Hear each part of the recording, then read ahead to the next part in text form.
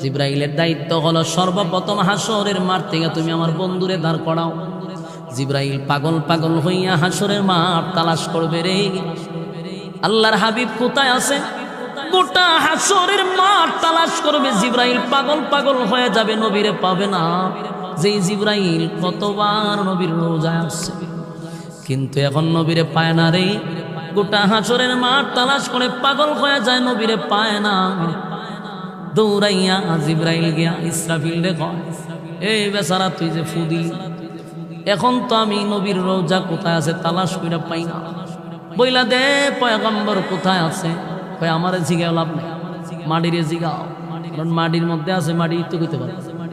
জিব্রাইল দৌড়াইয়া মাটিরে গিয়া কয়, মাটিরে আমার দায়িত্ব পয়গম্বরকে হাসরের মাঠে দাঁড় করানো, বল তোর কোন জায়গায় হাবিবে কিবরিয়ারে রাখছস।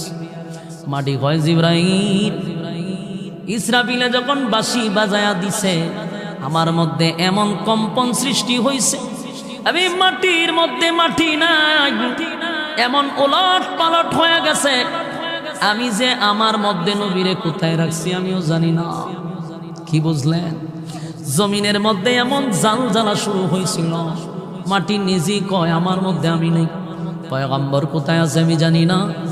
এবার আওয়াজ আসলো, জিব্রাইল নেই, গোটা হাসরের মাঠে তালাশ করলে নবীরে পাইবা না।